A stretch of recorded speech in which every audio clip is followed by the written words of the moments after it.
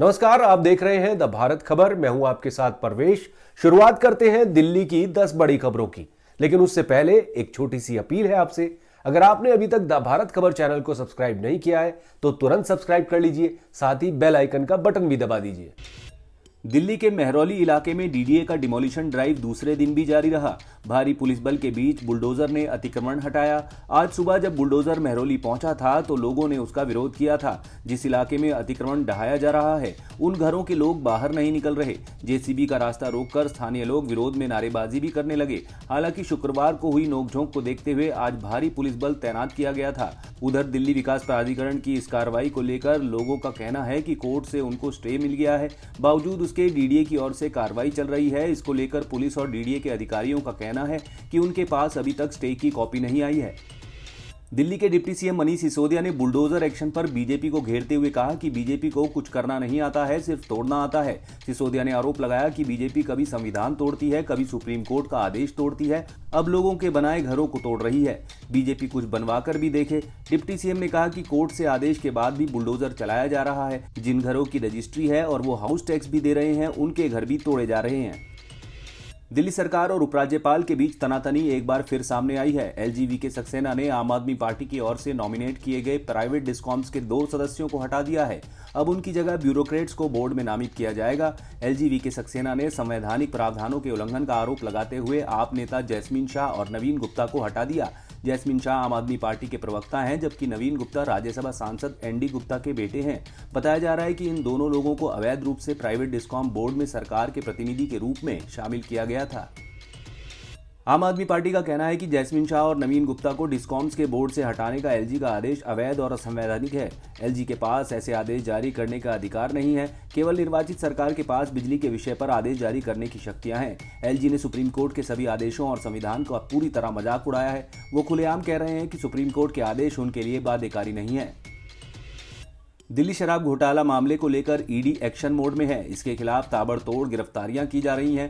ED ने अब YSRCP सांसद मगुंटा श्रीनिवासुलू रेड्डी के बेटे मगुंटा राघव को गिरफ्तार कर लिया है। ईडी का दावा है कि दिल्ली के सीएम अरविंद केजरीवाल ने राष्ट्रीय राजधानी में शराब के कारोबार के सिलसिले में मगुंटा से मुलाकात की थी। इससे पहले इस मामले में सीबीआई ने तेलंगाना के एक चार्टर्ड अकाउंटेंट और केसीआर की बेटी कविता के पूर्व ऑडिटर बुच्ची बाबू गोरंटला को गिरफ्तार किया था। कविता से सीबीआई की एक टीम ने 12 दिसंबर को इस मामले के सिलसिले में 7 घंटे से ज्यादा समय तक पूछताछ की थी। एजेंसी ने आरोप लगाया था कि कविता साउथ पोर्टल का हिस्सा थी, जिसे शराब नीति मामले में रिश्वत से फायदा हुआ था। ईडी ने अब तक इस मामले में 2 चार्जशीट दायर की हैं और कुल 9 लोगों को गिरफ्तार किया जा चुका है। दिल्ली के उपराज्यपाल वीके सक्सेना ने महिला सुरक्षा पर टास्क फोर्स की बैठक की अध्यक्षता की। उन्होंने सभी अपराध की आशंका वाले बिंदुओं यानी कि डार्क स्पॉट पर हर समय पुलिस की मुस्तैदी और रोशनी के लिए स्ट्रीट लाइट का इंतजाम समय पर पूरा करने के निर्देश दिए। इस दौरान दिल्ली पुलिस ने उन्हें जानकारी दी कि जल्द ही 3000 महिलाओं समेत 6000 पुलिसकर्मियों की नियुक्ति होगी। बैठक में उपराज्यपाल ने पुलिस की मौजूदगी हर तरफ बढ़ाने को जरूरी बताते हुए कहा कि इससे अपराध कम होगा और लोगों को सुरक्षा का एहसास होगा। फास्ट ट्रैक कोर्ट में जजों की नियुक्ति पर उपराज्यपाल को जानकारी दी गई कि इन फास्ट ट्रैक कोर्ट में 32 न्यायाधीशों की नियुक्ति की गई है।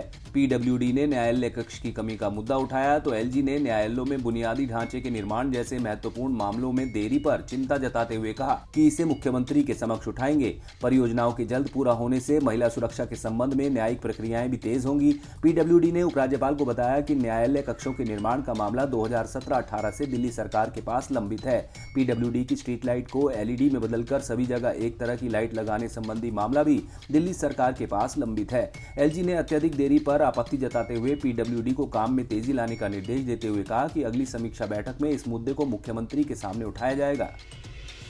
मधु विहार के आईपी एक्सटेंशन इलाके में तजाकिस्तान के एक नागरिक से जपटमारी का मामला सामने आया है। बदमाश पीड़ित से पर्स छीनकर कार में सवार होकर फरार हो गए। पर्स में $5700 थे। पीड़ित की शिकायत पर मधु विहार थाना पुलिस ने मामला दर्ज कर जांच शुरू कर दी है।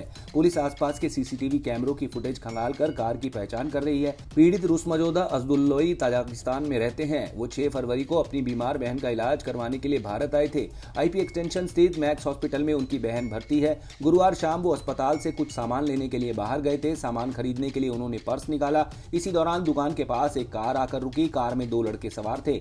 इनमें से एक युवक ने पीड़ित का पर्स छीन लिया और भागकर कार में बैठ गया। जब तक पीड़ित शोर मचाते आरोपी कार लेकर फरार हो गए। पीड़ित ने तुरंत घटना की जानकारी पुलिस को दी। उन्होंने बताया कि उनके पर्स में $5700 के अलावा कुछ अहम दस्तावेज भी थे। एक बदमाश अपनी पत्नी के साथ झपटमारी करता था। हाल ही में ये बदमाश विकासपुरी इलाके में एक महिला से मोबाइल झपटकर फरार हो गया। घटना के बाद विकासपुरी थाना पुलिस ने तकनीकी जांच करते हुए दंपति की पहचान की और उन्हें उत्तम नगर इलाके से गिरफ्तार कर लिया। पुलिस ने इनकी निशानदेही पर एक खरीदार को भी पकड़ा है। बदमाशों के कब्जे से एक चाकू, 3 मोबाइल फोन और चोरी की गई स्कूटी बरामद की है। बदमाश की पहचान शिव विहार उत्तम नगर निवासी करण और उसकी पत्नी गौरी के रूप में हुई है। वहीं खरीदार की पहचान रघुवीर नगर निवासी सद्दाम के रूप में हुई है। 6 फरवरी को विकासपुरी में एक महिला ने झपटमारी की शिकायत की थी। महिला ने बताया कि स्कूटी सवार एक युवक और युवती ने उससे झपटमारी की और उसका मोबाइल फोन झपटकर फरार हो गए। महिला की शिकायत पर पुलिस ने मामला दर्ज कर जांच शुरू की। विकासपुरी थाना प्रभारी राजवीर सिंह के नेतृत्व में पुलिस ने घटनास्थल के पास लगे सीसीटीवी कैमरे की फुटेज को खंगाला। इसके बाद पुलिस को पता चला कि वारदात को अंजाम देने वाले दंपत्ति शिव विहार में रहते हैं। सूचना मिलने के बाद गुरुवार को पुलिस ने शिव विहार के एक मकान पर छापा मारकर दंपत्ति को गिरफ्तार कर लिया। जांच में पता चला कि करण पर पहले से 9 आपराधिक मामले दर्ज हैं, जबकि उसकी पत्नी पर 5 मामले दर्ज हैं।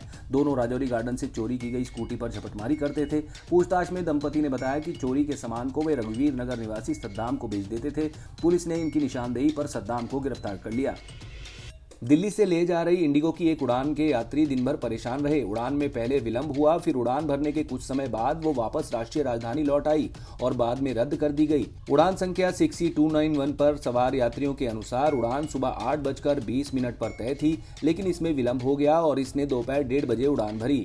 विमान में लगभग 180 लोग सवार थे। विमान कुछ समय तक लेह के ऊपर मंडराया, लेकिन उतरा नहीं और वापस दिल्ली हवाई अड्डे लौट आया। इंडिगो के प्रवक्ता ने बताया कि दिल्ली से ले जाने वाली इंडिगो उड़ान में खराब मौसम के कारण विलंब हुआ था। यात्रियों को हुई परेशानी का हमें खेद है।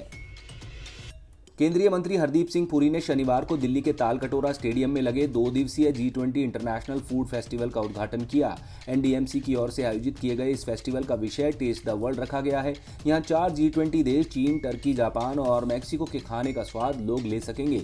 हरदीप पुरी ने पत्रकारों से बात करते हुए कहा कि ये न केवल NDMC का G20 फूड फेस्टिवल है, बल्कि देश का फूड फेस्टिवल भी है। आपको बता दें कि 2 दिन चलने वाले इस आयोजन में लोग 14 भारतीय राज्यों और केंद्र शासित प्रदेशों गुजरात, तमिलनाडु, तेलंगाना, दिल्ली, बिहार, पंजाब, कश्मीर, उत्तर प्रदेश, केरल, महाराष्ट्र, कर्नाटक, राजस्थान, मणिपुर और मेघालय के व्यंजनों को चख सकेंगे। इसके अलावा देश के जाने माने hotel Taj palace, Taj Mahal, the Connaught, Taj ambassador, Lee meridian, ITC Maurya और द पार्क सहित 11 से अधिक प्रसिद्ध होटल इस महोत्सव में अपने विशिष्ट खाद्य पदार्थ पेश कर रहे हैं।